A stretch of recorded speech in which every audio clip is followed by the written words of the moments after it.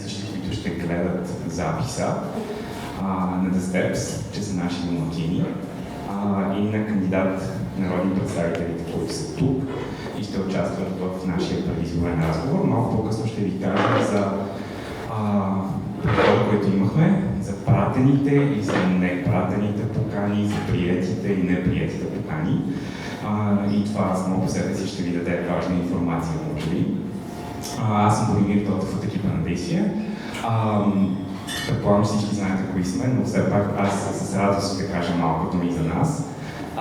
От 15 години работим в сектора за защита на нашите права и за нас философията за една успешна и устойчива промяна е през промяна в правната рамка. И ние сам да кажем, че работим с институции и смятам, че сме доста добре позиционирани да сме фасилитатори на този разговор, защото ще си говорим с бъдещи потенциални законотворци. Също така, като организация, обичаме да говорим от името на общността ни, но то да е подплатено с статистика и с истински данни. Така че искам да ви покажа едно нещо. Това е един слайд, бяха 3. Преди няколко месеца, когато площадите на България се напълниха, усетихме, че искаме да сме част от разговора, който се заформя за бъдещето. И ако следите нашата работа, нашите социални мрежи, нашия бюлетин, ще видите, че горе-долу всеки месец има едно бутонче там някъде, което ви завежда до една анкета, която пита няколко въпроса. В рамките на няколко месеца и към момента тази анкета е жива, искахме да попитаме нашата общност с какво настроение подхождат към тези избори, към избирателния процес. Не сме ги питали за кого ще гласуват, не можем. И тази дума, която излиза, е дума, която следва нашия екип. Доста често, когато събираме обратна връзка, тя е надежда. И тук искам много да благодаря на целия екип на Действие, че просто съществуват и са тук и всеки ден работят за нашите права. Също така се сещам и за едно видео интервю преди много години на Мария Силвестър, която в друг момент преди около 20 години, може би, беше питала две дами в една студена зима в този град няколко въпроси. Една от тях каза: не знам, те всеки ден ги сменят. И искам да ви кажа, че ние от Действие ще сме тук, независимо, че всеки ден ги сменят, и ви гарантираме, че ще водим такива разговори тук като трябва. Едно от другите неща, които правим, обещавам, че няма да говоря много повече, едно от другите неща, които правим преди 5 години, започнахме да работим с една тогава, може би, невидима част от нашата общност. Аз знам защо залата не е толкова пълна и не е заради дъжда, просто хората не са тук, те не са в България и много често те трябва да напуснат България заради начина, по който биват третирани тук. Говоря за ЛГБТ българите в чужбина. Преди около 5 години започнахме да пътуваме из Европа, да се срещаме с тях, да чуваме техните истории, да им разказваме за работата ни и също така да ги приобщаваме в процеса на взимане на решения в нашата организация, от което смятам, че сме много горди. И сега искам за около 2 минути и половина да забравим, че днес е 1 април и деня на шегата, и да забравим, че сме се забрали за предизборен разговор, защото ще ви покажем за първи път, и утре ще го видят останалите ни последователи, една история, която събира много истории, автентични, пратени до нас. Нашата работа беше само да ги сглобим. И искам да слушате с сърцето си, вместо да търсите някакъв контекст или така любимата ни дума пропаганда. Може ли да пуснем видеото? От 16 години живея в САЩ и на теория всичко би трябвало да е супер. Имам страхотна работа, там имам и роднини, но все нещо ме влече към България и някак си чувствам се напълно себе си само когато сляза от самолета и се озова в София. Здравейте, аз съм Ангел, това е Алекс, моят съпруг. Станаха 20 месеца, откакто сме тук, което просто не мога да повярвам. Заслужава си, защото тук брака не се признава все пак. Нещо ужасно липсва и това е най-важният човек в живота ми, моята съпруга Сапиде. По-настоящем се борим за признаване на нашия брак и в България, в моята родина. За съжаление, България не предвижда начин, по който тя би могла да дойде с мен на този етап и това адски много ме боли. Така де, даже и нещата да не са идеални, даже понякога да е малко трудно, се заслужава. Това е важно и бих казал, че си заслужават по-високите данъци, поне знаеш, че си третиран като пълноценен гражданин. И въпреки това много бих искала нещо да се промени, за да могат семействата ни да живеем заедно на едно място, където можем да градим едно общо бъдеще. И се надяваме, че тази мечта един ден ще се сбъдне. И да знам, че мога да се обадя на жена ми и да й кажа, че може да дойде с мен.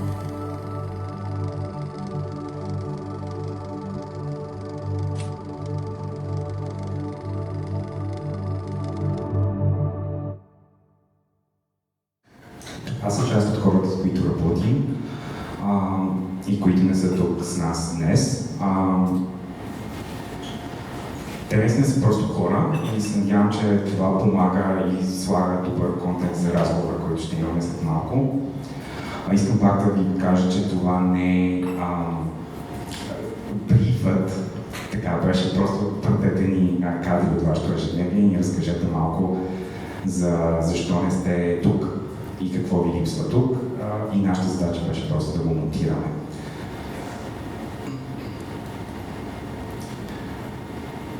Искам също да кажа, че тази среща се случва благодарение на проектът Equality.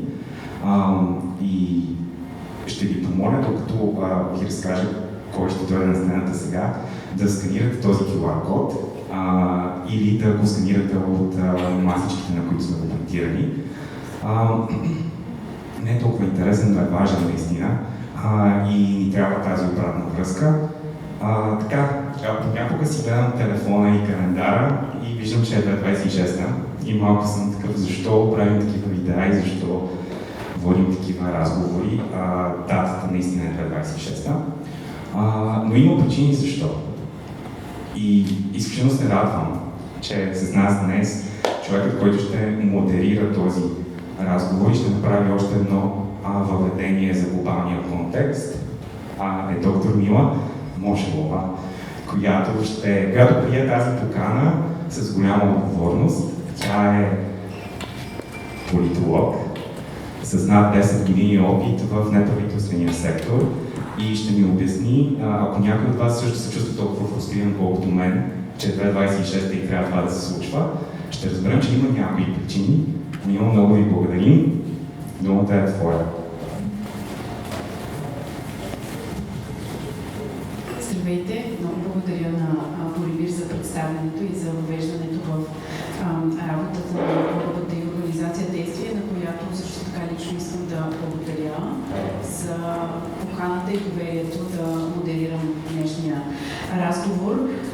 Аз не знам дали мога да дам отговор на всички въпроси, които стоят пред общността в частност и като цяло пред българската политика, но така или иначе ние в България често имаме възможност да говорим за проблемите си благодарение на тези чести или относително чести със сигурност предизборни кампании. И отново, връщайки се и към видеото, което изгледахме, така думата надежда и думата недоверие са така двете крайности на това, в което ние някакси непрекъснато живеем. Мен ми се иска, преди да поканим участниците в днешния разговор, просто да рамкира малко разговор с две-три тенденции, които имат отношение към темата и ми се струват така важни цялостно. Едното от тях е, че по принцип мобилизациите, които се фокусират върху които са рамкирани като антиправа, тези политически мобилизации много често те всъщност са плод на така, конкретни политически стратегии, т.е. много често всъщност не са плод на обществено недоволство. И така това ми се струва много важно, когато говорим за състоянието на каквато и да е част от правата в България, за която и да е общност, защото както защитата им, така и компромисите с тях обикновено са плод на нарочни действия. И така, исках да ви кажа само няколко неща по отношение, примерно, на финансирането на такъв тип мобилизации в Европа. Има така една организация в рамките на Европейския съюз, която прави проучване на потоците на финансиране и стратегиите за такива мобилизации. Всъщност нещо интересно, което ми се стори на мен, гледайки на това като стратегия, така или иначе, е, че в един изследван период, който от 2019 до 2023, показва, че преди този период основно финансирането за такъв тип политическа активност в рамките на Европа и Европейския съюз всъщност идва от извън Европейския съюз и Европа. В рамките на този период и след него финансирането все повече идва отвътре, като това включва технологични инвеститори, политически сили в рамките на Съюза и много интересно всъщност и европейски публични средства, конкретно програмата Еразъм, от която тази организация изчислява, че около 14% от финансирането на такъв тип мобилизации в Европа в този период всъщност идва от такива програми. Тоест промяната на източниците на финансиране показва как този проблем всъщност е вътрешен за Европейския съюз.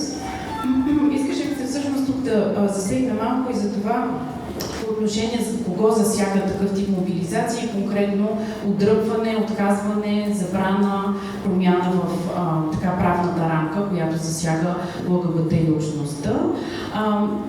Казва се ние, вие, те, този слайд. Не е случайно, защото много често ефектите и директния удар от законодателни промени, които ограничават права, се понасят от конкретна общност. В същото време обаче те имат последици за цялото общество и в този смисъл за качеството на демокрацията, в която ние живеем. И тук просто съм извела няколко ключови думи, които засягат, например, цялата социална и институционална рамка за защита на жертви на насилие, жени, представители на общността, деца, здравеопазване, изобщо политики за предпазване, цензура, която може да бъде медийна, академична и политическа, разбира се, законодателна рамка, образование, което засяга също така и превенция на предаване на болести, превенция на качествено образование по отношение на и включително и достъп до здравеопазване, превенция на насилие, сама по себе си всъщност най-основната тема. И от тук нататък исках всъщност да заключа това кратко въведение с това по какъв начин всъщност този тип законодателство, което ограничава права за ЛГБТ и общността, се отразява на цялостното качество на демокрацията, в която ние живеем или искаме да живеем. Обикновено този тип политики, този тип дискурс отваря вратата за мерки, които водят до повече централизация на власт, повече захват и контрол върху медии, включително на съдебната система, ограничаване на възможностите на гражданските организации да изпълняват функциите си, включително много често и функции на самата държава, особено в сферата на социалните услуги и така едно промяна изобщо на критериите, според които се определя членството в демократичната общност, което е така в дъното на такъв тип мобилизации. И сега се връщам на първия слайд, за да го оставим като фон. И така и само няколко думи ще кажа всъщност за целта на днешното събитие. Първо, една техническа оговорка, така да се каже. ЛГБТ организация Действие е изпратила над 30 индивидуални покани за кандидати за политически представители. Доста по-малко от тях се отзоваха. И разбира се, ние положихме усилия да имаме максимална представителност на плурализма на партиите, които се борят за представителство в следващия парламент, така както са на бюлетината, която ще държим след няколко седмици или ще видим на екран. И за съжаление обаче не много от тях се отзоваха и в този смисъл трябва да кажа също така, че не бяха изпратени покани конкретно към партии, които активно, проактивно и много ясно заемат враждебни позиции и работят и защитават и прокарват изключващи политики. Така че с тази оговорка бих искала да преминем вече така, към нашия разговор. Той умишлено се казва разговор, а не е дебат. Така или иначе, в рамките на политическата кампания сблъсъка е неизбежен. Аз лично го смятам за изключително полезен, защото конкуренцията дава въздух на демокрацията, така и както публичността. Но идеята да е разговор е поради, според мен, така, липсата не само на умението на диалог, което ние имаме в България, вследствие на доста враждебната и така стагнирала среда, в която живеем. И т.е. не само умението, но и допускането, че ние всъщност бихме могли да водим диалог, който не звучи като да, обаче, а всъщност да се изслушаме и всъщност да споделим и да видим гледната точка на всеки в разговора. Така че бих искала да поканя да се присъединят към мен двамата представители, които имаме, които присъстват тук днес с нас и с надеждата, че ще се присъедини още един представител, който е забавен от други предизборни ангажименти. Бих искала да поканя Даниела Божинова.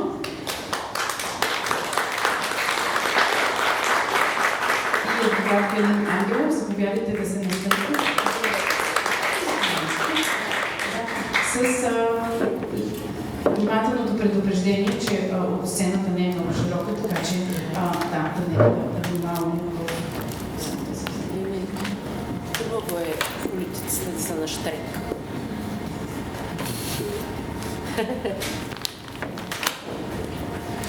Добре дошли при нас. Аз бих искала и в качеството си на модератор, и в качеството си на избирател да ви благодаря, че сте се отзвали на тази покана, защото със сигурност не просто липсва разговор по тази тема и по темите, които ще обсъдим днес, но и за съжаление доста често са рамкирани само по един единствен начин.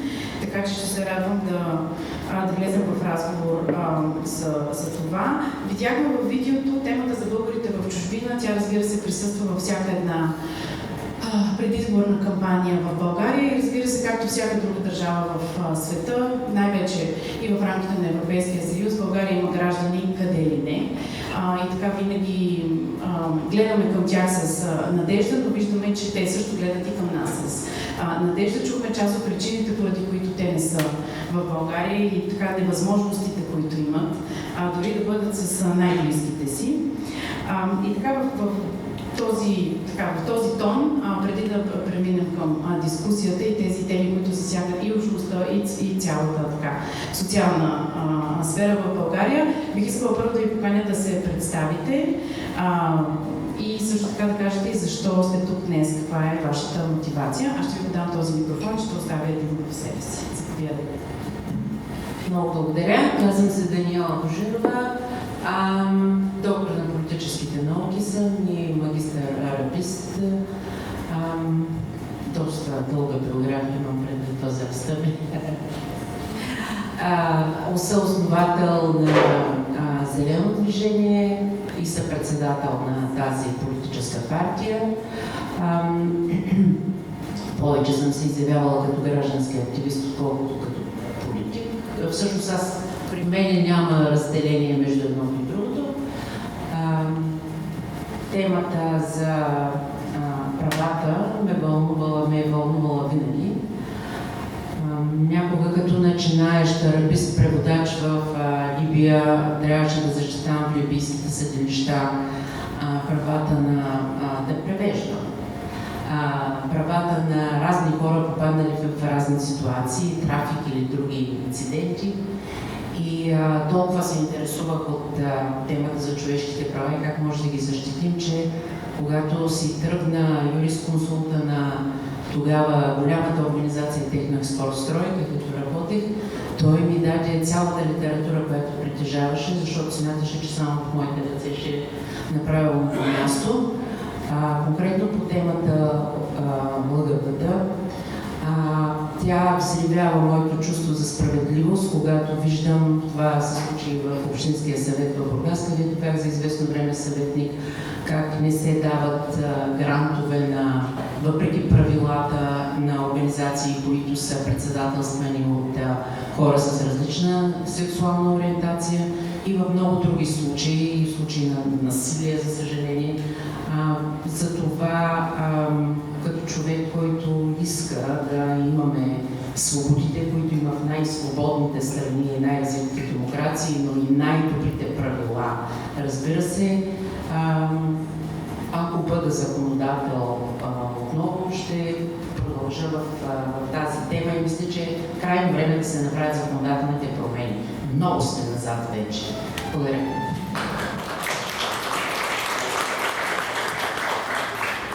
Здравейте, казвам се Калин Ангелов, адвокат съм от 23 години. В София член съм на Зелено движение също, като член на Зелено движение. В момента съм част от издигнат като кандидат за народен представител от антикорупционния блок и съм в 23-ти мир и 25-ти мир. От почти повече, всъщност вече от 20 години се занимавам съм активен член на движение Промена, с което се опитваме да променим законодателството по отношение на наркотичните вещества, и тук в това отношение някакси се чувствам много съпричастен с публиката, защото неуспехите ни са по някакъв начин си върват заедно. И всъщност, да, когато казвам фрустриран, и аз съм фрустриран, просто защото някакси през тия 20 години, преди 20 години ме бяха питали, сега 2026 как си представям България, какво точно си. Нямаше да си представям точно това, също време, но си давам сметка всъщност, че едва ли и света сега да се представя по този начин, така че може би това малко минава фрустрацията ми. Както да кажа за себе си, така ми се случи кариерата, че се занимавам с права на затворници. Също една така много маргинализирана група, напълно забравена от всички, така подритвана и забравена. И освен всичко друго съм, тук може би за някаква изненада, съм доктор по религия и теология. Това ми е, така да се каже, научната ми дейност е в тази насока. И сега се замислих всъщност, че съобщиха ни за думата надежда и в един момент се оказва, че двама души от Зелено движение сме само тук. Нашите социологически проучвания не показват, че ние двамата ще влезем в парламента, но пък може все пак да обърнем този разговор, да обърнем по някакъв начин резултата.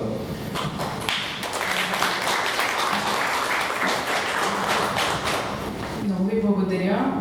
Аз бих споделила тук, че ние като български граждани и избиратели, разбира се, също се надяваме, че ще имаме много други възможности да гласуваме пред урната, така че възможностите за участие няма да свършат и с тези избори, независимо от изхода от тях, и поне така се надяваме, разбира се.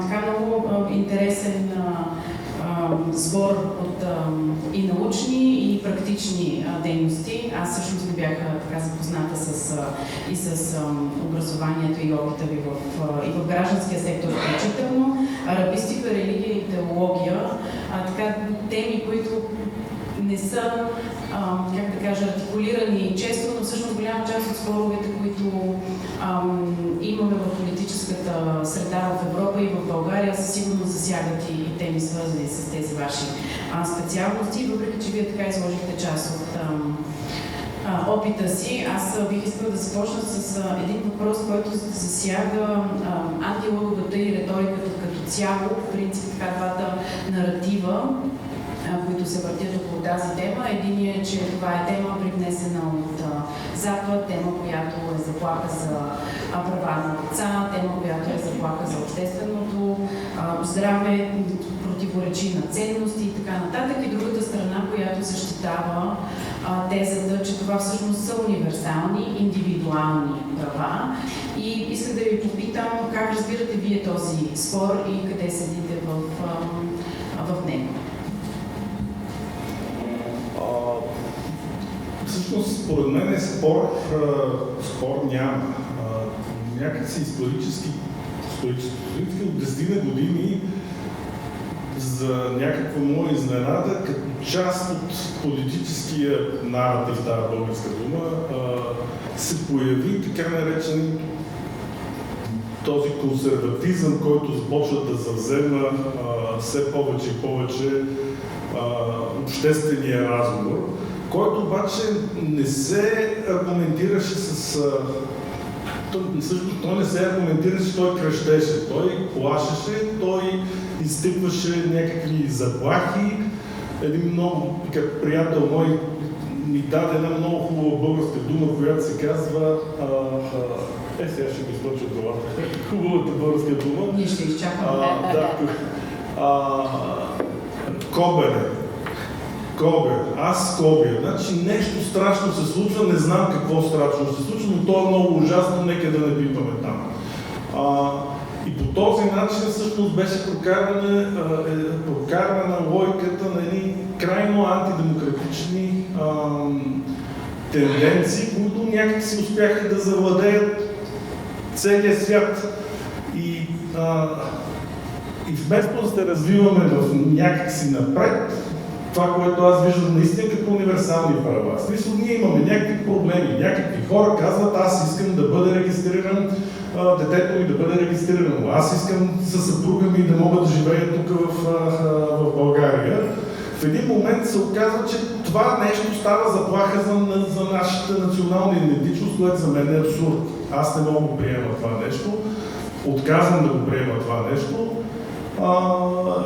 и отказвам да мълча срещу това нещо.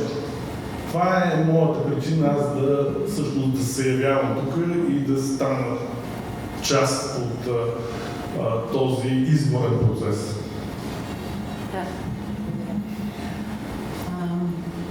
Публичната реч е много хейтърска наистина, много враждебна на моменти към различните. Определено ъгълката ни са много различни. И ясно, че редица политически сили използват по-лесната и класическа заради това стратегия да разпалват страхове, вместо да ни дават някаква надежда, да бъдат конструктивни, креативни. По-добре е да плашиш и мобилизацията анти е винаги по-лесна, отколкото мобилизацията за нещо. Така че това говорене обслужва определени цели, партийни, електорални. Мен това, което ме възмущава, е, че се допуска такова говорене в обществените медии, които би трябвало да бъдат под известен контрол на обществото, и то не се санкционира по никакъв начин. Може би има някакви изключения, не мога да се сетя сега, но това е възмутително, когато чуваме от медии, за които ние плащаме и такава реч. Аз имам много чувствително око като филолог към всякакви неща, които са дискриминационни. Примерно за мен дори израза, даже баба Пена го разбра, не е неутрален, той е много сексистски, винаги го санкционирам, когато някой ми каже това. И те допълват обикновено ми, добре ли, дядо Пенчо, да има равнопоставеност, и той го разбра. Или бялата държава, или неща, които вече са дори са добили гражданственост, са толкова наистина ксенофобски, враждебни, че трябва да имаме по-голяма чувствителност и да я възпитаваме. Не е добра публичната реч. Да, със сигурност вербалната агресия в България се увеличава в последните години и разбира се в българския парламент, особено в последния парламент, видяхме, че това беше единствения начин на комуникация почти от толкова висока трибуна. Аз ще взема повод от това, което казахте за равнопоставеност и бих ви попитала как си представяте преодоляването на тази стигма срещу ЛГБТ и общността, предвид и цялата ситуация с публичното говорене. Има ли някаква стратегия, която бихме могли да обмислим? Ясно е, че ще стане еволюционно, но трябва да се задълбочи дебата по темата, трябва да му се даде парламентарно ниво, да се изнесе на местата, на които се прави политика и законодателство. И се надявам така да придвижим вече законодателните решения на някои от проблемите, имайки предвид и че наистина сме закъснели. Аз прегледах някои проучвания, изследвания във връзка с днешния разговор. Това с фактическото съжителство и брака е история на ЛГБТ и движенията в други държави. В момента фокуса е върху транссексуалните и техните права, правят се тия bathroom bills, там се води спора за участие в спортни състезания, кой да участва, кой не. А ние не сме решили въпроса дори с фактическото съжителство. Това е... За мен е наистина зле. Нищо, че сме ортодоксални, ортодоксалните държави били доста по-назад в разбиранията си за еднополовите бракове, но пък нещо друго, което ме притеснява е, че може би самата общност не формулира достатъчно ясно и конкретно исканията си за равенство. Примерно, аз не съм чула в България да се говори за равно право на брак, както примерно беше в Ирландия, която е държава, която с референдум прие равното право на брак.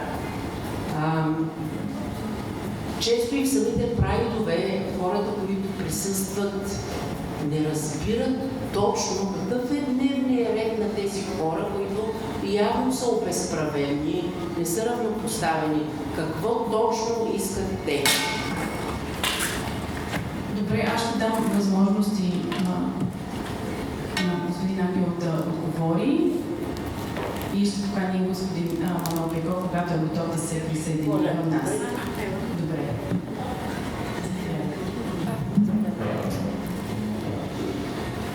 Аз няма да ползвам думата. За въпроса питахте как да преодолеем стигмата. Не знам как да преодолеем стигмата. Стигмата, според мен, няма смисъл. Не мога първо да преодолеем стигмата и после да тръгнем да решаваме проблемите. Скоро, според мен, брата на пътя. Трябва да се видят чисто практическите проблеми, които се поставят. И отново, тези съдебни решения тук на колегата Любенова шапка сваля, те поставят някакви конкретни проблеми, които трябва да ги решим. И направим впечатление, защото аз си поиграх вчера да ги прочета и трите. И направим впечатление начин, по който държавата всъщност се защитава пред международните съдилища. За това тя обикновено твърдението, това е някакъв проблем от международен мисъл, от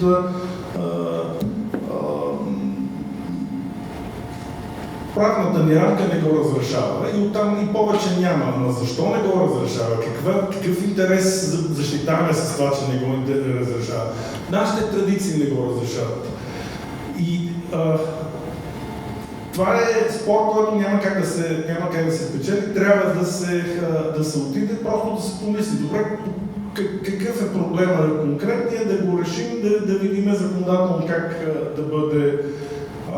да бъде решен. Тук се замислих за това дело за бебето Сара. Всъщност, колкото и прекрасно да е решението, което ни се дава от Европейския съд на Съда на Европейския съюз, това е вероятно едно от най-тъжните решения, които аз съм чел някога. Реално погледнато, българската държава реши, че е по-лесно да махне гражданството, да вземе гражданството на едно дете, на бебето Сара, но взеха гражданството, само защото в бланката, която е посочена там някаква, две министерства правят една бланка, в която пише горе майка, долу баща, или обратното, не знам какво се, защото не могат да сменят бланката, взехме гражданство на едно дете. Това практически как се решава този проблем? Айде да сменим бланката, не е толкова трудно. Бланката е проблем. Да, вероятно ще има крясъци, викове, истерии. Стигмата няма как да се преодолее и въобще първо да решаваме проблема с стигмата и после да решим проблема с бланката. Според мен пътят е обратен. Първо да си решим бланката. Добре, благодаря за вашите отговори. Аз ще оставя въпроса за яснотата на формулираните искания от страна на ЛГБТ и общността за малко по-късно, защото се надявам да имаме дискусия и така да влезе и публиката също в разговора, така че ще се върнем на това, за което вие говорите и изобщо защо попитах за стигмата, защото тя, разбира се, е много свързана и с обществените нагласи, мобилизациите, за които говорим, всъщност влияят на тези обществени нагласи. Тук ще взема обаче повод от... Здравейте, заповядайте. Тук ще взема повод от това, което казахте за държавата и начинът, по който тя се защитава и изобщо цялото послание, че всъщност българската администрация е доста политизирана, вместо да бъде така, да се каже, максимално безпристрастна. Понеже си говорим за начини да се преодолеят тези проблеми, доколко според вас българските институции, ще дадем само една секунда на господин Пейков да се присъедини към нас.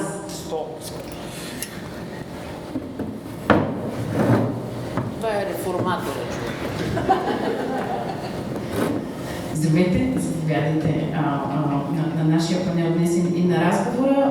Минаха през няколко теми, които бяха стратегическата нишка за антиджендър мобилизациите по принцип. Говорихме си малко и за европейския им аспект и за това как всъщност те имат конкретни цели. Поговорихме си за това как те имат отношение и към цялостното състояние на демокрацията и много често законодателство, което таргетира ЛГБТ общността, всъщност дава отражение и към други социални групи. В този смисъл засяга всички и не би трябвало да го формулираме само като проблем за общността, която така ангажира и върху която има ефект, незабавен ефект, т.е. той има и по-широк ефект. И си поговорихме, разбира се, малко и за политизирането на темата.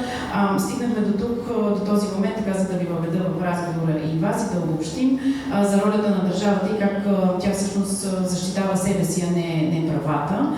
А и в този смисъл, говорейки си как можем да преодолеем стигмата предвид обществените нагласи в България. Моят въпрос ще да бъде на тема институции. Всички говорим за съдебната реформа. Това е в програмите на всички политически партии, в различна степен е засегната, нали, детайлите, по които тя може да бъде решена, така да кажем. Доколко според вас българските институции изобщо са готови и могат да прилагат принципи на равнопоставеност и защита от дискриминация? Тоест, каква е тяхната роля?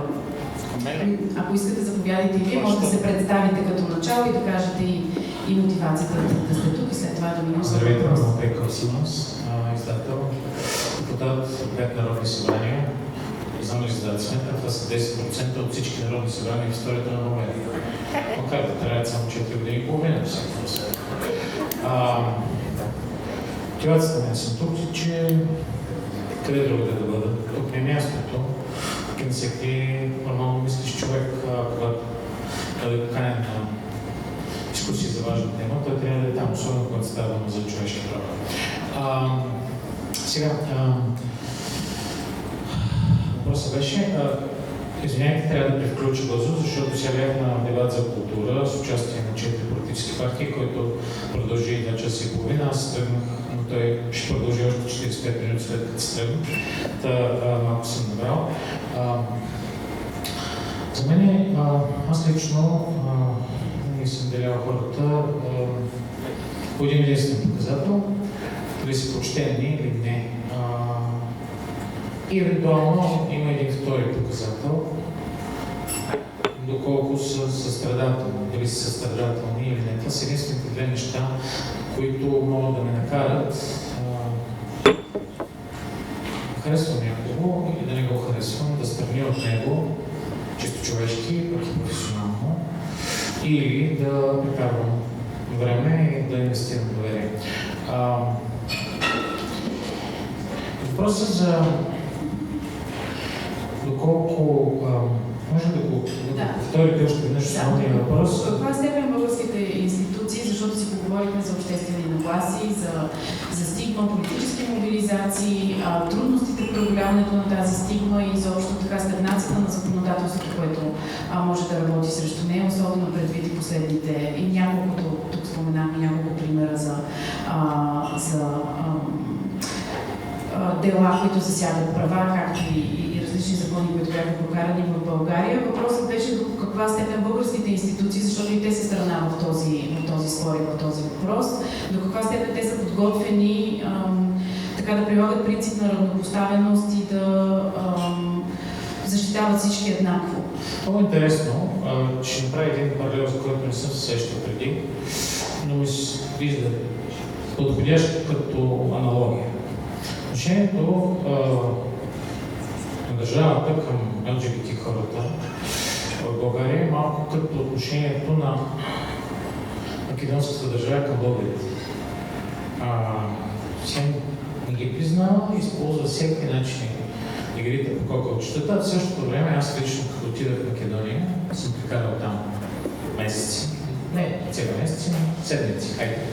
Нито веднъж не съм срещнал човек, който да се отнесе чисто човешко ниво зле с мен, или да не ме зачита, или да спори някаква тема, или да ме напада за това, че някакви гледни точки супер топло, супер адекватно, супер човешки, даже бих казал, че Македония е една по-добра стара версия на България, която аз бих искал да се представя в много отношение. Защо казвам това? Защото удивително е как ето се, взимам повод от шорт-листа на Рене Караваш. Това е един откровенно гей роман, ама много гей роман. Всички се радват. Един човек не съм чул да каже: защо тия ти? Не съм бе хора. Вчера излезе шорт-листа и използвам този повод, понеже ние сме нейни издатели, ние сме първия ден нейни издатели, 2015, първата и книга, отгоре на всичкото, за разлика от Георги Господинов, чието издатели също сме. Ние за Рене Караваш покарахме път и в Европа с литературна агенция София, която създадох и сме вече продали на тези език. Тоест, говорили сме за цели път. Връщаме се на темата. Аз не искам да бягам от темата, но искам да илюстрирам. Аз малко параболично по принцип говоря и ще трябва да ме изтърпите. Надявам се да ме изтърпите. Отношението гей хората в България се ползват като изкупителна жертва и се ползват по чисто идеологически причини. В този смисъл това е един доста крехък, според мен, конструкт. И той може да се... Това е по-скоро добра новина, от моя гледна точка. Може лесно да се обърне при смяна на парадигмата, смяна на властта, смяна на тенденциите в световен мащаб, трампизма, в Западна Европа, крайно десни партии, това, което се случва в България. Това е просто едно знаме, което всъщност е с кука дръжка и е доста фалшиво. Аз така го виждам. Може да греша. Възможно е нещата да станат по-екстремни, както станаха в Русия. Знаете там какво се случи, защото до голяма степен има определени политически сили, които слабо в момента сякаш губят почва от краката си като Възраждане, които ползват дневния ред на КГБ, Кремъл и вкарват неща, законопроекти, абсолютно преднамерено, прекопирани едно към едно от руското законодателство, също стана в Грузия, същите опити направиха в Молдова и така нататък. Аз лично съм оптимист. Смятам, че ще има еволюция, естествена, нормална, висока Европа. Това, че успяхме да вкараме България в Шенген, в еврозоната и като казвам вкараме, наистина политическата сила, която съм представител, макар и в опозиция, имаше важна роля в този процес, упражнение на натиск, непрекъснат и постоянен и в крайна сметка постигане на резултат. Смятам, че това е неизбежен процес и дори да има някакво движение на махалото, това е посоката, в която неумолимо ще вървим и нещата ще се подобряват. Това е кратки. Добре, много благодаря. Господин Ангел и госпожа Божинова всъщност ни разказаха как имат опит в работата с различни групи, чието права са засегнати. Вие конкретно за правата на затворниците споменахте. За това въпросът ми беше и за институциите. Всъщност подготвени ли са българските институции? Ако не, какво можем да направим? Има ли някакви конкретни мерки, за които можем да говорим, когато става дума за прилагането на принципите на недискриминация? Думата институция нека си прикрива това, че там стоят някакви хора. Обикновено администрацията, поне моя практически сблъсък с администрацията, показва, че там не са сами по себе си някакви зли лоши хора, но зависи как ги накараш отгоре да работят. Институцията в крайна сметка ще зависи от това какъв човек сложиме да ги кара да работят и да ги контролира. И като ме попитахте за съдебна реформа и как е толкова важна и така нататък, мисля си, че последните 10-15 години опити в съдебната реформа показаха всъщност, че не текста на закона е важен. Текста на закона, както виждаме с случая с главния прокурор, така наречения главен прокурор, мога да е всякакъв, ако хората, които решат да четат този текст, решат, че ще го прочитат както искат да го прочитат, те ще го прочитат. Тоест, важното нещо е кой избереме и го сложиме там. В мига, в който сложиме някакви нормални хора, айде да не казвам нормални хора, но хора, които защитават този тип ценности, които предполагам всички тук сме се събрали да защитаваме. В мига, в който сложим хора, които защитават тези ценности, институциите ще почнат да работят. Те са така направени. Те ще работят събрано тези ценности. Когато сложим хора, които защитават други ценности, институцията ще работи така, както и е казано и оказано. Това е моя отговор всъщност. Да, трябва да сложим, съжалявам, че ще го кажем, правилните хора на точните места. Предадете микрофона, само тук ще направя една бърза вметка. Струва ми се важно посланието, че в институциите те сами по себе си са може би дори само сгради, ако изключим факта, че в крайна сметка вътре работят хора, така че посланието, че вътре има добронамерени хора е добро.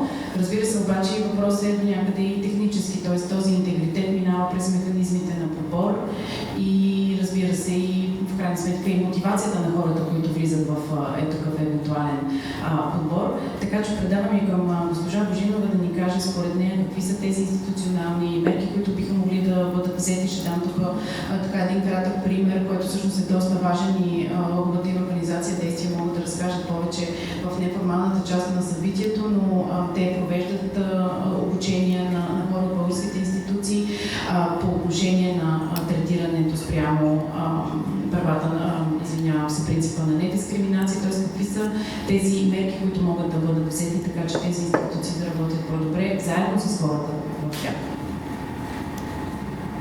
Чудесно е, че действие действа за квалификация, обучение допълнително на кадрите на МВР, мисля, и то поредна година. Не е инцидентно веднъж, това е много добре. Вярно е, че хората правят институциите и всичко всъщност се прави от хора и с хора. Но и това много, много добре ни идва като кандидати да кажем, че като сменим хората, ето сега като изберете нас, защото сме почтени, компетентни и нещата ще се оправят. За съжаление не е така. Ние трябва да имаме институционални гаранции, че нещо, когато стане зле, то ще бъде прекратено, подновено по нов начин. Трябва да имаме контроли и баланси в тия системи. Както казахте, преди всичко е важен подбора на хората. Сега не говоря за администрация, а говоря за изборните длъжности. Затова имам доста съмишленици в нашата коалиция, в антикорупционния блок. По отношение на това, че ясно е, че имаме проблеми с изборното право в момента, машинации, фалшифициране и така нататък. Но това са технологични проблеми и те не са най-съществените. Най-същественият проблем е, че ние имаме изборна система, която прави години наред негативна селекция в институциите, в властта. Тази система е с цяло партийно подредени листи, с една мижава преференция и съответно този, който получава шанс е лоялния на партийния лидер и така нататък. Мисля, че вашата общност би имала пряка полза от промяна на системата с такава с засилен мажоритарен елемент, каквато би могла да бъде система, като единичния преференциален вод, където всички кандидати от даден многомандатен район се класират или класирате до трети, пети, според предпочитанията, след което независимо от партиите, т.е. вие имате думата за кандидати на различни партии и така може да подберете човека, който наистина защитава вашите права и ще свърши някаква работа в парламент или друга институция, след което броенето става при изпълване на квотата на най-предпочитания кандидат, гласовете не се губят, а се прехвърлят по следващото предпочитание, както се случва, когато кандидатствате във ВУЗ и запишете различни специалности, ви приемат втора, трета специалност. Такава система имат в Ирландия. Това е един начин да подобрим селекцията на хората, които заемат изборни длъжности. Другия начин да прекратяваме лоши практики, вероятно изглежда радикално на нашата територия, но другаде е практика, е да имаме механизми за отзоваване, да имаме механизми за ограничаване на мандатите, защото след 5 мандата кмета е най-готиният да е бил, той се изчерпва или се корумпира и феодализира общината, така че аз съм много голям привърженик на проветряването на заемащите високи изборни длъжности чрез ограничаване на мандатите. Това са само няколко начина да имаме по-голям контрол и да изпращаме по-добри хора в управлението. По-компетентни, по-почтени, имам предвид по-добри. Добре, благодаря. Аз виждам, че господин Пейков ми дава знак за реакция. Нека чуем тази реакция, само моля да бъде по-кратичка, за да преминем и към следващата. Аз съм различно мнение, както се казва на английски, е back to differ. За мен хората си хора в дългосрочен план. Това, което има значение е закона. В известен смисъл за мен флагман на съвременна цивилизация е законодателството в Америка, където така наречената система Checks and Balances създава гаранции, че никой няма да си превиши правата. И дори Тръмп всичките си крайности и лудости за сега не успява в някакви неща пробива системата, но системата се възпротивява. До сега, ако нямаше тази система, Америка ще се превърна в Уганда по време на гражданска война. Според мен, това са лични мнения, разбира се. Смятам, че закона е нещо важно. Важни са и отчаяните актове и желони в човешката история. Ако Роза Паркс не беше седнал на автобуса пред там, дето трябва да сядат белите, не беше отказал да се премести. Тия граждански движения, които доведоха до съдмяване равни права в дългосрочен план, може би ще да бъдат отместени година, 2 или 3. Вероятно, това са неумолими естествени процеси, но хората в системата, които и да са, не могат да разрешат или забранят абортите. Това е закон. Не могат да разрешат или забранят правото на някакъв вид легален граждански съюз между LGBT хора. Това е закон. Трябва да го има закон. Хората няма как. В смисъл, не зависи от хората, които са на власт, зависи от закона. Тоест, това, което казваме, че тия неща трябва да ги има в закона. Трябва да се борим за законови промени. Промяната на обществото става чрез промяната на законодателството. Това е което може да виждаме. Така че, аз така казах, че съм на различно мнение, че просто назначаваме читави хора. Да, ето, виждаме, Биров изглежда супер.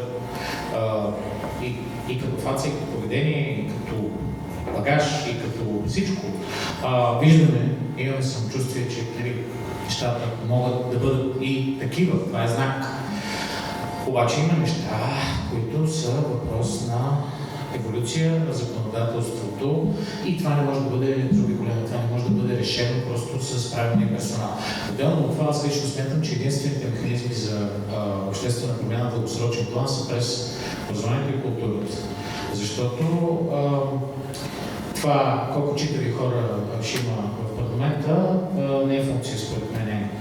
И тук се различавам от мнението на Даниела от това да би мажоритарна или пропорционална системата.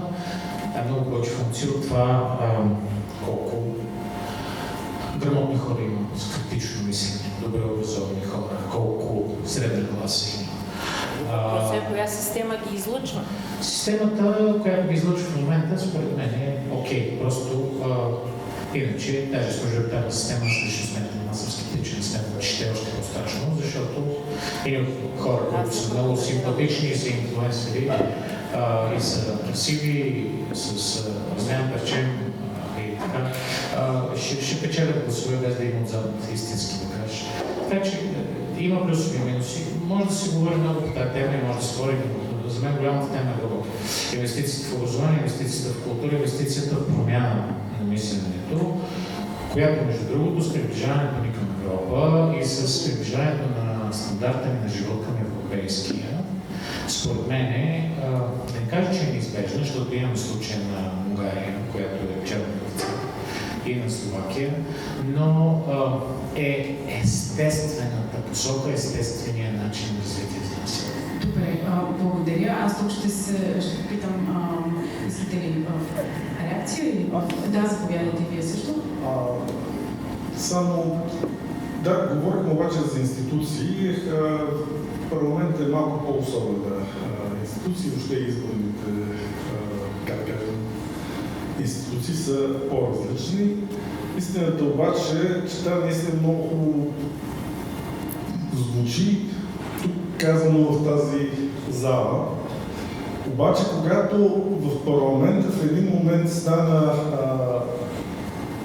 образованието е важно, казвате, но когато стана въпроса за забраната на джендър пропагандата в училищата, и в един момент се оказа, че отсреща, така да кажем, на представителите на нашата демократична общност, те трябваше някакси да реагират, да усетят, че там отсреща има една истерия, която те трябва да отговорят на нея. За жалост, те обаче се свиха и... Not true. На първо четене колко гласувах? На второ четене, когато... На второ четене се организираха, защото станаха там, нали, в нашия балон избухна. Така че малко по-внимателно с хората, които представяме, там някъде в един момент, когато се истерията срещу нас се изправи, трябва смело да изотвори и някакси да се вкара някакъв разум, който за жалост много често липсва. Добре, аз искам да взема повод от всичко това, което казахте и съм сигурна, че така и хората в залата имат позиция по този въпрос, конкретно за законодателството, тогавашната активност и изобщо динамиката на реакциите в парламента, както и извън парламента, но за малко ще се върна към нещо, което споменахме по-рано и то беше за формулирането и доколко то е достатъчно ясно на така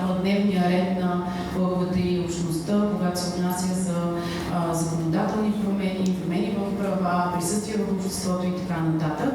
И понеже така целта на този разговор е всъщност политическите представители, кандидатите за политически представители и народни представители да могат да влязат в разговор всъщност и с избирателите, така да се каже. И връщайки се на въпроса колко ясно е формулиран този дневен ред и изобщо така бележката, която направихме и тази предупредих, аз ще изпадна първа.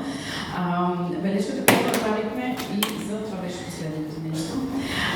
Бележката, която направихме по отношение за прайда и изобщо за идеята за ясна формулировка, аз тук просто бих отбелязала, че в крайна сметка, както всяка друга общност и в ЛГБТ и общността има изключително...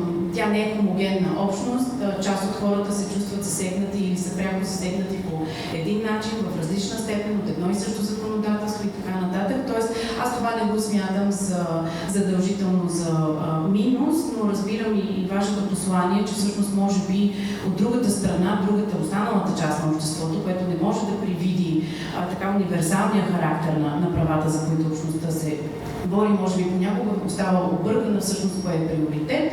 Така че аз си мисля тук може би да видим дали няма някакви реакции или въпроси от публиката и всъщност говорейки си за това да чуем хората, които са така някакси пряко ангажирани или засегнати или имат мнение, без да имат пряк опит, как да кажа така, добре дошли са всякакви реакции.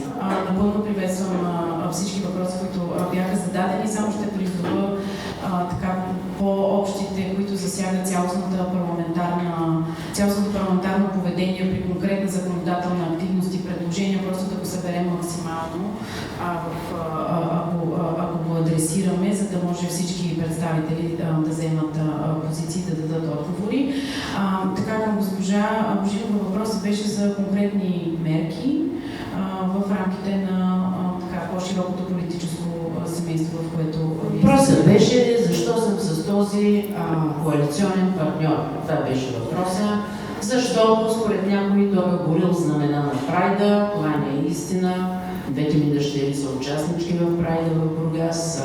От първо лице мога да кажа дали е участвал. Просто господин Константин Бачийски, с който сме в една коалиция в една листа в Бургас,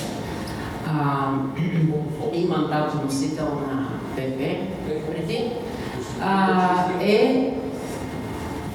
Хомо не симпатизант. Той твърди, че аз не съм присъствала на негови хомофобски изказвания и откакто сме в коалиция, той се кълне всеки ден в това, че не е хомофоб.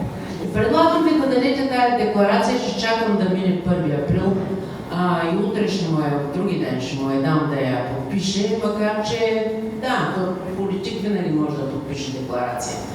Но аз съм се убедила, че той е наистина антикорупционно настроен, че е честен човек и че има къде да развива мисленето си по отношение на вашите права, а за момента мога да има едно приемливо така неутрално мислене, което е окей за момента. Ние сме се събрали върху антикорупционни мерки да действаме заедно. Разбира се, аз ако имам някакво принципно несъгласие с него, не бих била в тази коалиция, в никакъв случай.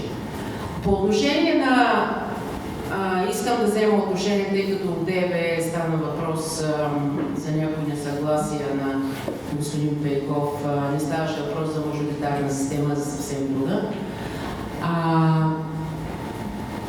Бих желала да поканя вашата общност да прояви по-голям интерес към борбата на други общности, да имаме истинско право на пряко участие. В момента, защо е важно? Пак става въпрос за институционално развитие на нашата демокрация, за ваши процедурни права. Господин Пейков той е ваш представител в парламента, но вие имате критики за начина, по който неговата политическа сила се е държала. Той в момента каза и за инфлуенсърите, нали, че ако имаме мажоритарно гласуване, всички инфлуенсъри ще се кандидатират, но сега партията може да подбере някои инфлуенсъри, които да влязат в нейната листа, а не тук така изведнъж да се кандидатират. Моята идея е, че освен политическото представителство, което в контекста на тази среща беше написано като най-прекия път до вашите права, до регламентирането им, не винаги се оказва така, защото има електорални вреди, ако гласува по един или друг начин за неговата политическа сила. Или за всяка друга, разбира се. Той може да е на друго мнение, той е доста либерален, според мен, подкрепва и законопроекти, с които голяма част от политическата му сила не е била съгласна за поправяне на закона за референдумите ми е думата.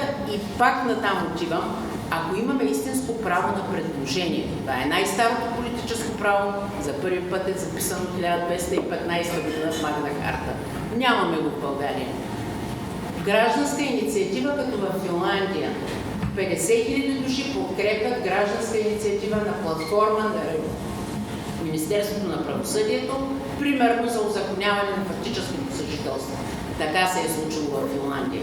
150 000 души са подкрепили, 50 000 са били достатъчни, след което тази инициатива задължително влиза за разглеждане от парламента и той приема фактическото съжителство. Просто исках да ви покажа, че има и други пътища и да отворим достъпа на хората до законодателната дейност. Ако имахме референдум вето с 50 000 подписа също, щяхме да можем да спрем променения закон за предучилищното и училищното образование, както го правят в Словения или в Швейцария. Трябват ни други форми, ефективни на гражданско участие. Това беше общението на това, което исках да кажа. Аз, често казано и така, не се вземам да коментирам предложенията за такъв тип промени в рамките на нашия дебат. Абсолютно всяка промяна на всяко изборно законодателство носи както позитиви, така и рискове, така че споменахме по-рано и за обществения дебат. Надявам се каквито и да промени да ни предстоят, всъщност най-вече да е включен и обществения дебат като формат в взимането им. Аз знам, че господин Пеков иска да адресира въпросите, само ще си позволя, може би лекичко само да го преформулирам единия, така че да включим и господин Ангелов и да се концентрираме върху темата. Ставаше дума за липсата на единна позиция в програмата на коалицията, ако ви разбрах правилно. Така че бих задала така въпроса, има ли такава единна позиция, ако няма, защо няма, ако има, каква е тя, изобщо така да поговорим за това и всъщност след това да дадем думата и на господин Ангелов, който да каже пък за така политическата формация, която и той представлява, всъщност там има ли същия проблем, има ли такава позиция и ако да, защо и ако не, защо? Благодаря за просто ще се опитам да бъда максимално сбит, така че трите са много важни и не са лесни за отговаряне. Иска се време, има неща, които не могат да се кажат така, но ще се опитам. Не е страх. Това беше активно мероприятие срещу нас и то беше от всички. Заедно ние бяхме мишените. Нека да свършим. Беше методично и беше абсолютно безмилостно. И беше насочено точно след големите протести, които на нас ни дигнаха изкачехме на луна. Има моменти в политиката и това трябва да you have to take my word for it, както се казва на английски. Трябва да го приемете, ако дори да не сте съгласни, че го казвам на базата на личния си опит, защото съм го виждал в не ситуации. Има моменти, в които нямаш избор, освен да се снишиш леко и да изчакаш да мине вълната, защото иначе отделянето ще е много по-тежко. Това, което ще да стане, ако ние бяхме се противопоставили на тези законопроекти, които са неприятни, но не са чак зловещи, беше да ни срият още по-дълбоко в земята. За вас и за нас е по-важно в дългосрочен план ние да имаме адекватно представителство, защото като спихнем до 6%, кьоф е да, че сме по-чисти и от сълза и че за всяко нещо правим. Същото, между другото, на обратен знак беше ситуацията с влизането в еврозоната. Ние успяхме с пикливите си 30 и няколко души да убедим ГЕРБ тролейки ги, по същия начин, само че обратно, тролейки ги всеки ден, да ги убедим да вземат курс към еврозоната. И това се случи. Ще те вярвате. Аз направо не го вярвам, че стана. Стана, защото те нямаха полезен ход. И защото хванахме този момент. Има моменти, които някой ги хваща. Същото, между другото, е случай с джендерите. Възраждане хванаха някакъв момент, който никой не очакваше. Уловиха го и ви уверявам, че няма нито един човек по ПДБ, който да е за този законопроект. Аз, доколкото си спомням, ако правилно си спомням, бях извън страната. За втори път ми се случва да съм някъде извън, когато се гласува нещо много важно, но някой път има такива ситуации. Но е вярно, че този законопроект беше подценен от нас. Може би, ако бяхме подготвени, можеше да окажем по-голяма съпротива и в комисията, в която се дискутира култура, нали, второстепенна и така нататък. Комисия има начини, включително и тактически, да се тупа топката, да се отлага. Сега, примерно с религията, ако не знаете, да ви кажа, защото и там щяхме да понесем тежък удар, успяхме да спасим положението, благодарение на такива тактически игри, включително и с Възраждане, между другото, които по тая тема в последния момент по някакъв начин се вратнаха, блокирайки Комисията по култура в последните дни на парламента, поради което това не се гласува. Тоест има такива моменти, когато трябва да се действа и моменти, когато не можеш, there's nothing you can do about it. Просто и вече го. Трябва да приемеш, че това е ситуацията. Естествено, ако става дума за някакъв мракобесен фашистски закон, нали, изборът е много тежък. В случая става дума за нещо, което е неприятно, което всички разбирахме, че е кофти, но още яко и ясно разбирахме, че ако ние при всички тия многобройни атаки въз нас и ежедневно повтарянето десетки пъти на думата педофили в едно изречение Б, абсолютно преднамерено се насочено и според мен платено, просто ще да пострадаме много по-тежко. Това е цялата истина по този въпрос, моята истина. Трябва да я приемеш, знам, че не е лесно, знам, че може да е по-добре някакси, но това е. И трябва да загърнем тази страница, да вървим напред и да се опитаме след време, когато пък хванем ние гребера, да обърнем това нещо и да поддържаме някакъв среден път, който да не позволи, нали, махалото да стигне крайно дясно. По другия въпрос за ДБ и за общата позиция, дали има обща позиция? Няма. И ще дам пример. Малко ще бъда полезно откровен, обаче пред вас мога да си го позволя. Когато на времето единственият случай, когато е имало декларация в подкрепа на правилата, помните го този случай? Това беше моя лична инициатива. Отидах при Христо Иванов, аз даже съм си водил записки по този въпрос и му казах: Христо, какво ще кажеш? Той каза: супер, добре, дай да го направим. Обаче, вика, се опитам да направим цялата политическа сила, защото така е редно. Говори с Кирил, говори с ДСБ и това стана в рамките на предния ден.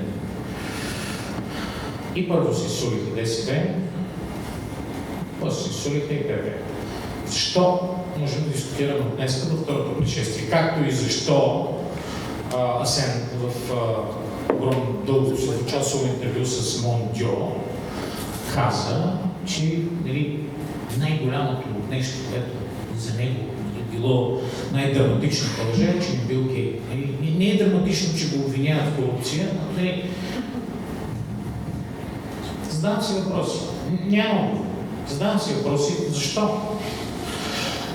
Но е факт, че ПП, било по политически, било по други съображения, не са озрели за това. ДСБ хептен са озрели за това, защото те са, знаете, десни в повече от един смисъл. В нашата собствена политическа сила, да, България, имаме доста различни виждания. Имаме хора, които са доста религиозни, например. Но, примерно, Сатана Славов, който е, може би, диаметрално противоположен на мен. Аз съм атеист или агностик някъде там. Той е много вярващ човек. Но по тези неща, примерно, когато говорим за правата на гей хората да влизат в граждански съюз, сме абсолютно на една тема. Но въпреки това и там има нюанси, има различия, има трудности.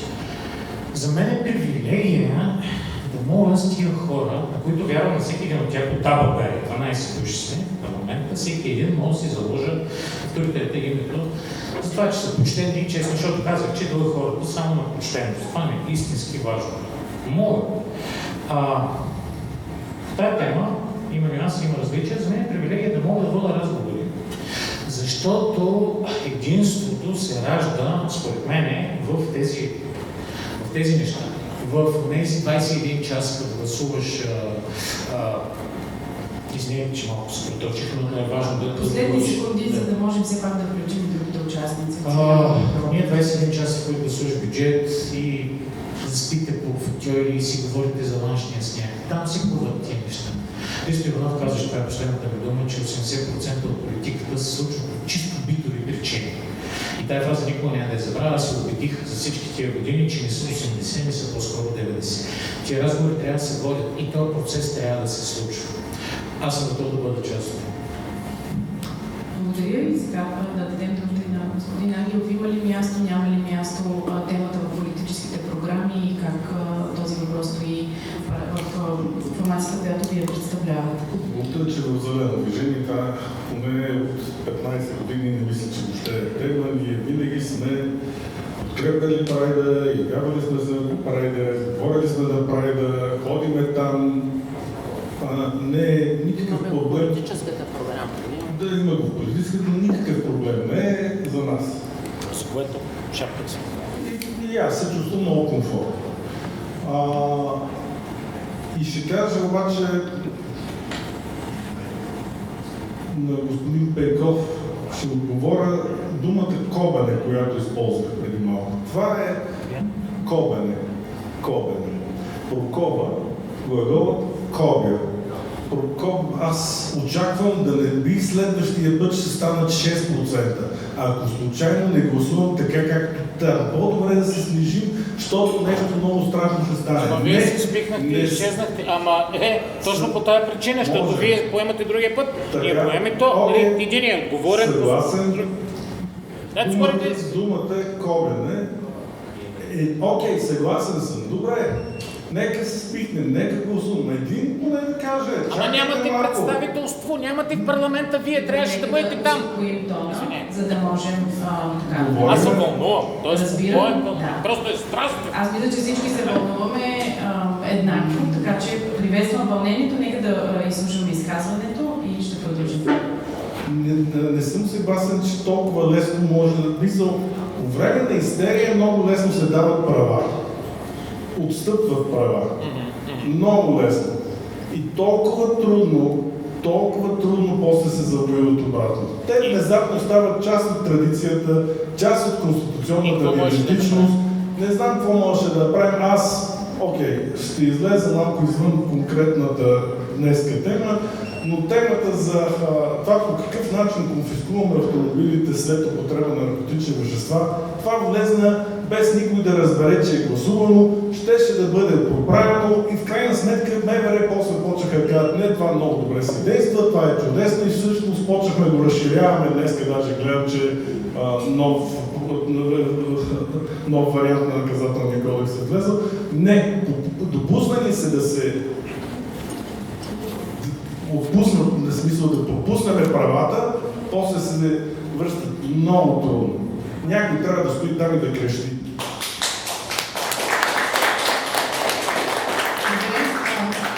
Аз ще взема повод от този, не би го нарекла сблъсък, но това несъгласие, в което всъщност чухме за мен реалността на политиката от всичките страни. От една страна характера и реалността на парламентарните битки, които не всички могат да бъдат доведени до край. От друга страна, изобщо концепцията за партийна дисциплина, която аз намирам за изключително противоречива от една страна, защото всеки един народен представител се заклева да се следва собствената си съвест. В същото време обаче единственият начин да постигат неща като парламентарна група е също така и да имат и общи позиции, обща политика и смятам, че това, което господин Пейков разказа е полезно да си представим ежедневната реалност за този битовизъм на битки, които често дори нямаме, може би, и сили или желание да водим, но пък си си даваме сметка колко са важни за хората, които представляваме, дори и за тези, които не представляваме, защото ролята на всички народни представители е всъщност да отговарят на очакванията на всички български граждани, дори и на тези, които не са гласували за тях. От друга страна, обаче, чухме, разбира се, и така отдадеността на принципите, която всъщност така ни води към влизането в тази битка и всъщност компромисите с идеалите и с ценностите и готовността за такива, когато сме изправени пред кризи, защото разбира се идеята, че да се снишим, тя е така някакси заложена изобщо в българския начин на мислене, може би. Аз скоро бях... Добре, може би аз не ви разбрах, но аз скоро бях на една постановка, на която извикаха човек от публиката, така и участваше и публиката, и го питаха, кажете една традиционна българска ценност, и човек говори, ще го каже с хумор, както и той, да изчакаме да видим какво ще стане. Аз не разбрах, че вашето послание и начин на водене на политика е да изчакаме да видим какво ще стане, не се опитвам това да кажа. Казвам просто, че аз лично разбрах, че понякога се налага да избираме интензитета и степента на битките, които водим. От друга страна обаче, необходимостта да се взема позиция в кризисни моменти и това, което вие казахте, че по време на истерия лесно се дават права, по време на истерията и лесно се взимат. Много се извинявам, ако съм ви съсекнала с това. Не, нещо важно да добавим просто. Но нека отново да дадем микрофона на Ще сменим курса само 30 секунди. Наистина 30 секунди, за да може все пак да чуем и останалите. Много е показателно и важно да се направи този паралел. Зелено движение избраха да отцепят така наречените светло-зелени. Извинете, че толкова директно го казвам. Това се случи. То не е критика. То е констатация. И да се придържат към едни радикални принципи. Те имаха едни хора от тях, които бяха по-дипломатични, които бяха малко по-компромисни. Вследствие на това те не са представени в момента в парламента. Моето сърце е с тях. Обаче те не са представени. Ние избираме в много ситуации по-зрял политически, според мен, подход. Трудно ще намерите по-принципен човек от мен за всички неща в този живот. Просто аз разбирам, че има нужда от зрялост понякога и аз самия развивам в себе си тази зрялост, за да можеш да гледаш дългия път, защото демокрацията е маратон. Тя не е бягане на кратки разстояния. И се изисква... Не, нека да свърша. Искам да завърша. Различни мускули са нужни за едното и за другото. За маратона са нужни червени мускули. Червен тик, така им викат. За бързото бягане са нужни други мускули. След 100 метра ти си смазан, защото си използват тия мускули. Така че ние развиваме тия други мускули. Това не е скланяне на глава. Използвах тая дума, защото такава метафора ми дойде. Това е нещо различно. Точно обратното е. Това е устойчивост, това е търпение и това е знаене, научаване, кога да държиш ръката върху пистолета, но да не го вадиш и кога да стреляш без да се колебаеш. Това е. В името на какво? В името на дългото бягане, в името на голямата битка, която е нашата обща битка. Да, но не заради самото бягане, заради постигане на резултати. Вие като сте извън парламента, какво постигате? Освен, че викате във Фейсбук. Нищо не постигате. Нека да запазим и добрия тон. Не, супер е тона. Ние се обичаме. Те за мен, те са на мен са ми по-симпатични, дори от някои от партиите вътре в коалиция. Ама излязоха, защото избраха този път. Всеки от вас може да си направи изводи за едното и за другото. Докъде води? Минаваме към публиката, разбирам и емоцията и необходимостта да намерим, всеки да даде своя отговор. Така, имаме въпрос от публиката. Ще се опитам да направя един преход към въпроса си. Лъгата и хората в България са лишени от над 400 права в гражданското законодателство. Само защото няма гарантиране на правата на еднополовите семейства. Няма никаква правна регламентация на този институт. Отделно съдят правата в наказателното право, колега Ангелов много добре знае, тук Става въпрос и за правата на пострадало лице, т.е. да бъде някой конституиран като пострадало лице, когато партньора му от същия пол е загубил живота си, да речем, което в нашата общност не е изключение, за съжаление, включително съдебната практика го показва. Отделно съдът правата на транс хората, които допълват към един огромен басейн от права, от които са лишени ЛГБТ и хората. Едновременно с това, в последните на брой години наблюдаваме политически сили, които това е от една страна от така нареченото обезправяване на ЛГБТ и хората, нали? През законодателството или през липсата на законодателство. През тези последни на брой години наблюдаваме абсолютно таргетирано политическо говорене и законодателни инициативи на определени политически партии, които таргетират не само правата на ЛГБТ и хората и през Закон за предучилищно и училищно образование, за който стана въпрос, многократно, но и през законодателни инициативи, като Закона за регистрация на чуждестранните агенти, като Закона за лобизма, който беше прият на 19 март, редица други законодателни инициативи, с които всъщност ние все повече събираме изобщо гражданското пространство. Това отново ще реферирам това, което каза колегата Ангелов.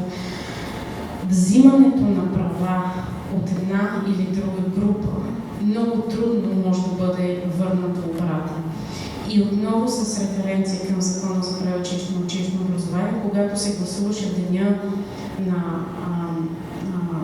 деня на няколко пъти говорихме с представители, включително на друга политическа сила, и те казаха, ние сега ще го приемем, после ще го отменим. Никога не се случи това, знаем много добре.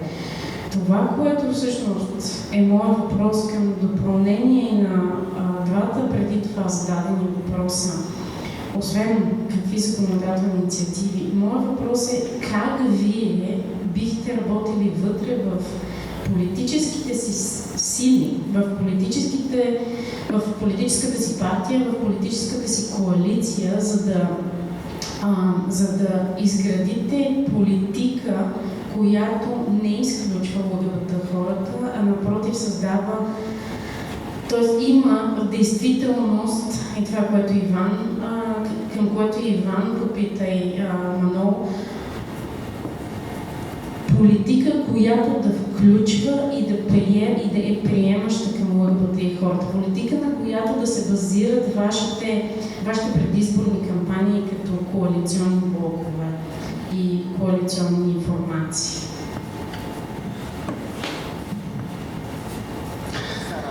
Здравейте! Радослав Стоянов съм аз, съпредседател на действие на Българския хелзинкски комитет. Благодаря ви, че сте тук. Явно ви е важно, иначе нямаше да отделите това време. Въпросът е защо сте толкова малко. Нали? Това, че ние сме малко е друга тема.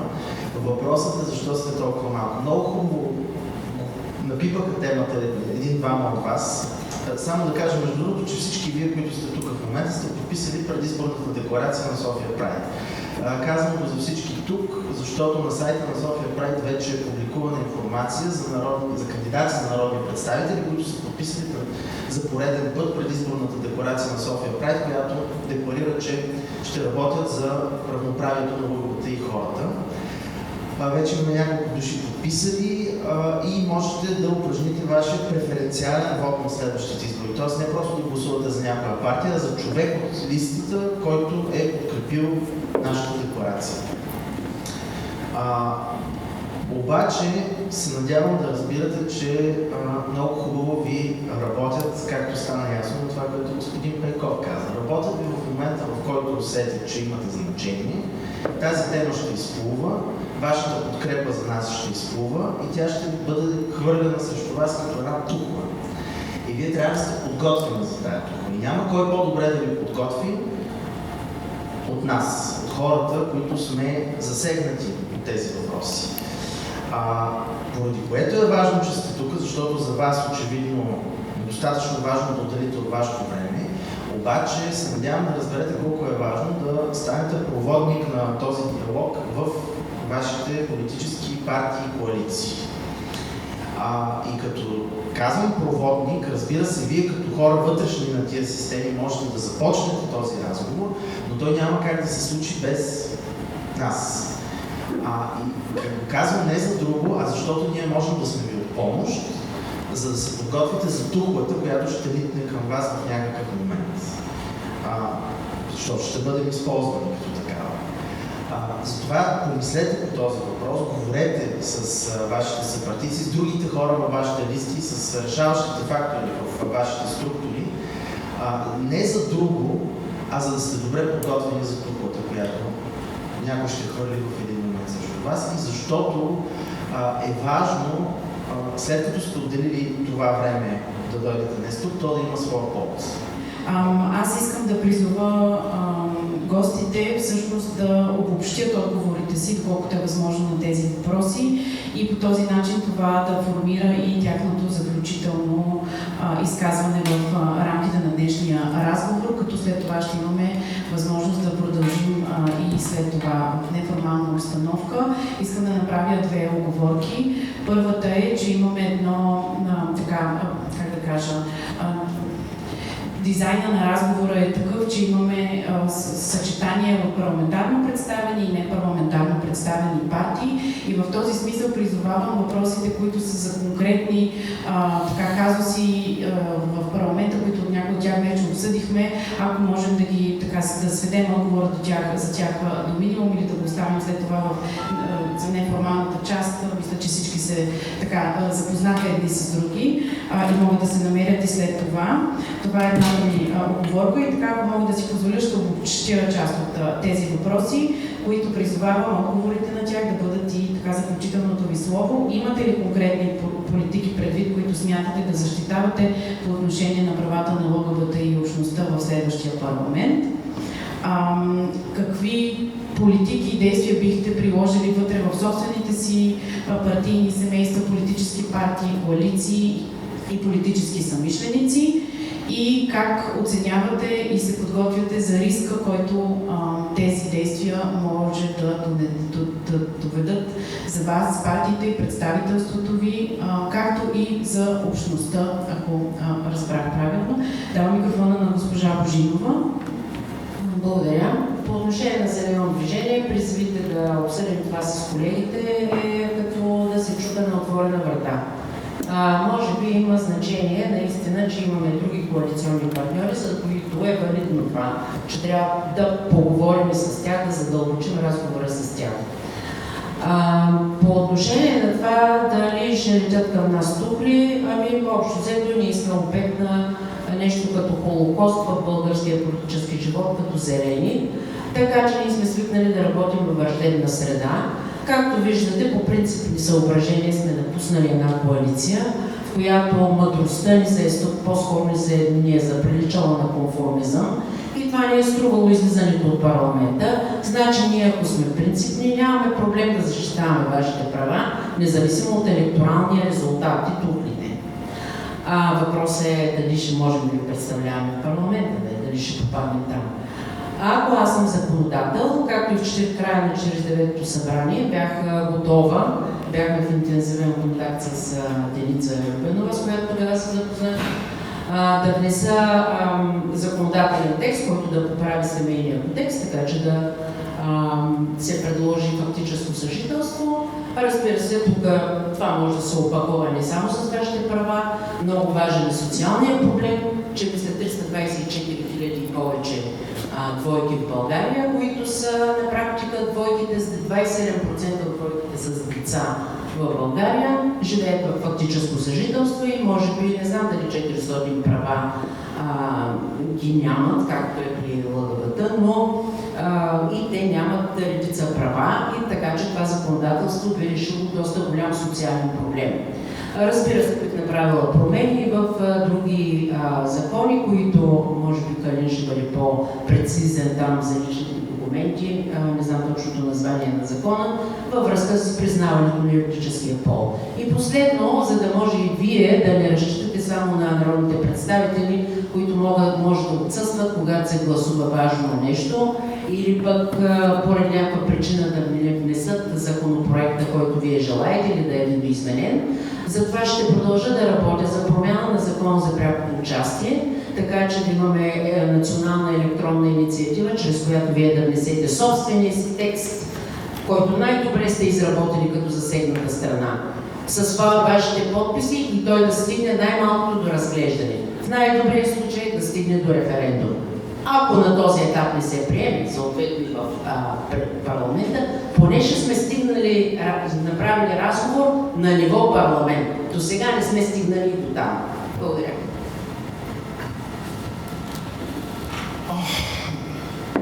Какво бих предложил? Всъщност Европейския съд за правата на човека ни казва в голяма степен възможността на държавата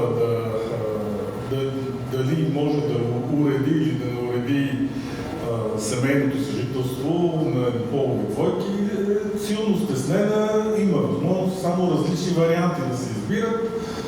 В този смисъл смятам, всъщност си направих труда да погледна текста на семейния кодекс, който беше внесен, сегашния семейен кодекс, беше внесен 2008 година и там беше уредено фактическото съжителство и си казах, там дали не мога да намеря аз някакво вдъхновение от този текст. Оказа се, че той беше формулиран по начин, по който всъщност брак е. Всъщност там се присъства, че фактическото съжителство е съюз между мъж и жена, най-общо казано. И си мисля, все пак си помислих, че може този текст, който тогава е внесен, като се махне думата мъж и жена, се сложи просто две лица и до голяма степен да се ползва за нещо, върху което в последствие ще се работи. И това е абсолютно лесно достъпно. Разбира се, бих се ползвал и от колегата Любенова, ако даде някакви съвети в последствие, как точно да го формулираме, пък и хората около него. Хелсинския комитет, разбира се. Работата с неправителствените организации е абсолютно задължително и трябва да се осъществява. Дали ме е страх от тухли?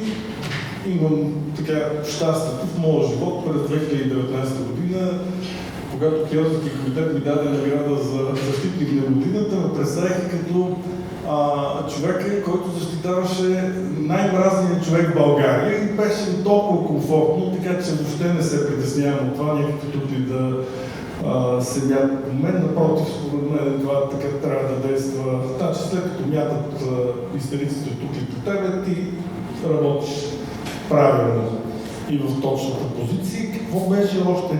Имаше един въпрос, дали ще чакаме всички дали ще чакаме всички да еволюират. Много интересно, че българската позиция по тези три дела всичките беше точно такава. Чакайте, тогава българската позиция ще еволюира. Не става по този начин. В смисъл става с, както ви казах, малки фактически действия, които трябва да се вкарат и изведнъж просто, то като влезе в закона, както каза господин Пеков, правилно влезе ли в закона, в един момент му свикват. Излезе ли от закона, трудно се връща. Общо това е. Нали записахте въпроса? Да, и аз се извинявам, че забравих въпроса относно еволюцията на така политическата култура в България. Като модератор абсолютно го забравих. Благодаря, че го напомнихте и го адресирате. Заповядайте. Може ли един по един въпрос, да се опитам с изречение да отговоря? Добре. Така ги обобщих. Аз отново, ако изпускам нещо, ще ме поправите. Имате ли конкретни политики предвид, които смятате да защитавате по отношение на правата на ЛГБТ и общността в следващия парламент? Всичко, което предложите и което вярвам и което не е просто упражнение по стил, съм готов да го внеса. Добре. Как ще отстоявате, защитавате или работите да се променят нагласите и позициите в рамките на политическото семейство, политическата партия и изобщо политическите ви съмишленици, с които работите? В посока включване на правата на ЛГБТ и общността в платформата и програмата. Това е преди всичко ваша битка. И го гледам в очите, да ви го казвам. Това, че аз съм тук сам от всички парламентарно представени сили, е повече ваша вина, отколкото моя. Аз съм спечелен за каузата. Има и много други битки за водене. Опитвам се да ги вода, доколкото ми стигат силите. Воденето на разговор по тази тема не е лесна. И тя се води по съвършено неформални начини. Вие трябва да търсите контакт и да работите с хора и да търсите мостове по тях. Това е моето мнение. Следващия въпрос беше как се подготвяте за риска, който може да донесе защитата на такъв тип политики и не само риска политическия за вас и вашата формация, а включително и за общността, чието права поемате ангажимент да защитавате. Политическите рискове са политически рискове и се готвим за тях като политически хора. Спрямо моментната преценка, спрямо наличните ресурси и спрямо нашето вътрешно чувство за справедливост и за посока. Ние сме готови на всякакви разговори, вратата ми е винаги отворена, телефона ми го знаете всички, ако не го знаете, мога да ви го дам. Никога не отказвам разговор, само когато съм в среща, вършам последствие. Това е всичко, което мога да тема да кажа следващото. Следващия въпрос засягаше отношението и изобщо действията, които можем да предприемем по отношение на еволюцията на политическата култура в България. По уста ще изчакваме всички да озреят или ние ще бъдем проактивни. Повтарям ли го правилно? Може да чакаме всички да озреят. Трябва да се търсят, трябва да се правят неща, трябва да се внасят опити да се правят за внасяне на закони. Не е лесно. Особено когато средата е враждебна. Пак вие трябва да имате готови законопроекти, трябва да се чака подобен момент. Аз това от опит го знам, имам законопроекти, които висят от 4 парламента, най-различни теми. Председателят на парламента е той, който решава това да внесе нещо или да не го внесе, дали да стигне до комисия, дали да стигне до зала или не. Обаче, един законопроект, който е запречил тръпа, той се чака реда. Някой път това става светкавично, по някаква причина, както виждате, законопроекта на Възраждане. Така че, според мен, трябва да се действа. Друг въпрос имаш ли? От мен за сега не, както мисля, че и от публиката. Аз преди да пристъпя към благодарности и закриване си помислих, че може да опитам само да обобщя някои от основните послания, които формулирахме днес. Както казах, имаме тук представени партии, които не са представени в парламента и такива, които са представени. Смятам, че това всъщност е много ценно, че видяхме този, така да кажем, приятелски сблъсък всъщност между гледните точки отвън и вътре в парламента и смятам, че и на нас като граждани и избиратели всъщност ни беше ценно, защото винаги нещата са по-сложни, отколкото изглеждат. Правим посланието, че в институциите има добронамерени хора, но без политическа воля те всъщност не могат да променят много от начина, по който се случват нещата, като грижа, превенция, защита на права и принципи на недискриминация. Чухме също така, че поне аз това взех като заключение. Добре. И без институционални реформи, които са вследствие на политическа воля. Да.